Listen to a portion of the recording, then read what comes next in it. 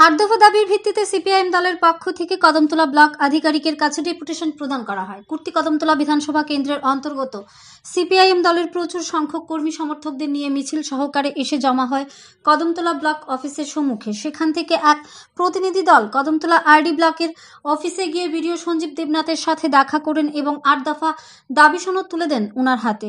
Block ভিত্তিক deputation প্রদানের নেতৃত্বে ছিলেন রাজ্য সম্পাদক মণ্ডলীর সদস্য অমিতাভ দত্ত। তাছাড়া ডেপুটেশনে উপস্থিত ছিলেন কুর্তি কদমতলা বিধানসভা কেন্দ্রের বিধায়ক ইসলাম উদ্দিন, সিপিআইএম ধর্মনগর মহকুমা কমিটির সম্পাদক রতন রায় সহ অন্যান্য নেতৃত্বগণ।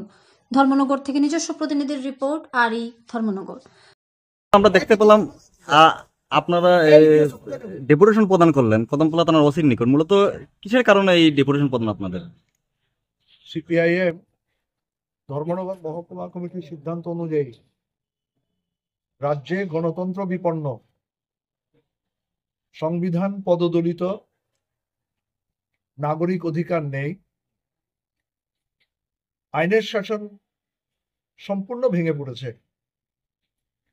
তার প্রমাণ গত 29শে জানুয়ারি সিপিআইএম এর ডাকে সিপিআইএম এর 24তম ত্রিপুরা রাজ্য সম্মেলন উপলক্ষে প্রকাশ্য সমাবেশকে কেন্দ্র করে বিজেপি জোট সরকারের ষড়যন্ত্র গোটা রাজ্যের মানুষ জানে, সারা দেশের মানুষ জানে এবং গোটা পৃথিবীর মানুষ জানে কিভাবে গণতন্ত্রকে তারা বিপন্ন করেছে। ষড়যন্ত্র করেও সিপিএমকে এবং বামফ্রন্টকে তারা রুখতে পারেনি। 29 তারিখ আগরতলা যে জমায়েত আপনাদের মাধ্যমে, সংবাদ প্রতিনিধিদের মাধ্যমে, বিভিন্ন সংবাদপত্র, ইলেকট্রনিক্স মিডিয়ার মাধ্যমে গোটা পৃথিবীর মানুষ দেখেছে যে বাধা অতিক্রম করে সমস্ত ষড়যন্ত্রকে চুরমার করে দিয়ে উত্তর থেকে দক্ষিণ, পূর্ব থেকে পশ্চিম, শহর নগর, পাহাড়, গ্রামগঞ্জের মানুষ রাজ্যে গণতন্ত্র প্রতিষ্ঠার জন্য আগরতলার জমায়েতে সামিল হয়ে ঘোষণা করেছে বিজেপি জোট অপশাসনের যবনিকা পতনের দিন গোনা শুরু হয়ে গেছে। আমরা সেদিন কি লক্ষ্য করেছি? আপনার সংবাদ প্রতিনিধিরা বলুন তো, গোটা দেশে বা আন্তর্জাতিক ক্ষেত্রে, আমাদের রাজ্যের ক্ষেত্রে কখনো শুনেছেন একটা নির্বাচন কমিশন কর্তৃক স্বীকৃত রাজনৈতিক দলের রাজনৈতিক কর্মসূচি সেদিন ভোর 4টা থেকে সকাল 8টা পর্যন্ত যান চলাচল বন্ধ থাকবে? রাজনৈতিক সংস্কৃতি, এটা কোনো রাজনৈতিক দলের একটা সংস্কৃতি হতে পারে? রাজনৈতিক কর্মসূচি হতে পারে? আমরা দেখলাম বিশেষ করে কুর্তি কদমতলা এলাকা থেকে, তার যে 52টা বুথ রয়েছে, বুথ এলাকা থেকে সব অংশের মানুষ সংগঠিত ভাবে ছোট গাড়ি, মাঝারি গাড়ি, অটো, ই রিক্সা নিয়ে তারা ধর্মনগর স্টেশন অভিমুখে যাত্রা শুরু করেছিলেন। কারণ 5টা 40-এ ধর্মনগর আগরতলা প্যাসেঞ্জার ট্রেনে করে তারা আগরতলা যাবেন, নতুন ইতিহাস তৈরি করবেন। ভোর 4টা থেকেই এই নতুন বাজার পথ অবরোধ হলো। বিজেপি সমাজ বিরোধী,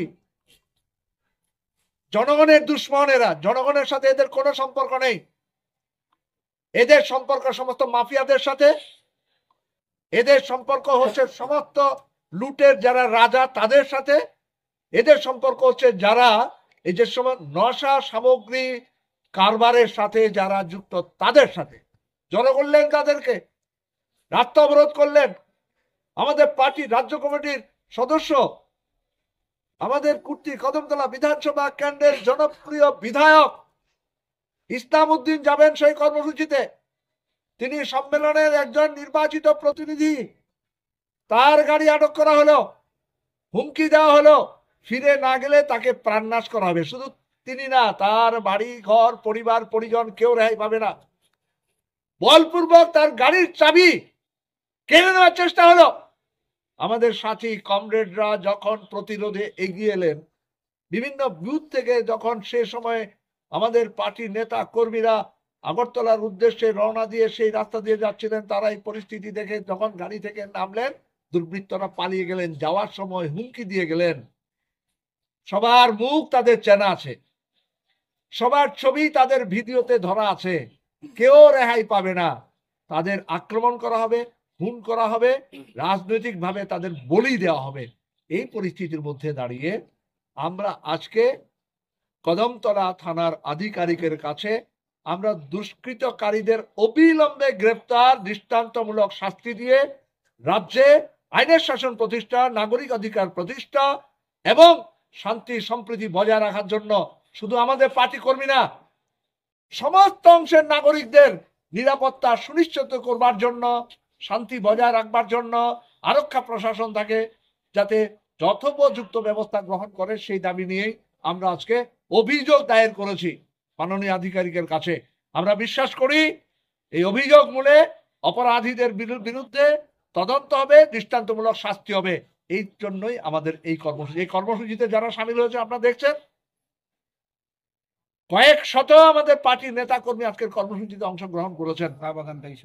এমনকি দিনমজুর, নির্মাণ শ্রমিক, ক্ষেতমজুর, কৃষক, জুমিয়া, ক্ষেতমজুর, প্রত্যেক অংশের মানুষের প্রতিনিধিত্ব এখানে আছে, ছাত্র যুবকরা রয়েছে। আমরা সকলকে পার্টি ত্রিপুরা রাজ্য কমিটির পক্ষ থেকে সংগ্রামী অভিনন্দন জ্ঞাপন করছি।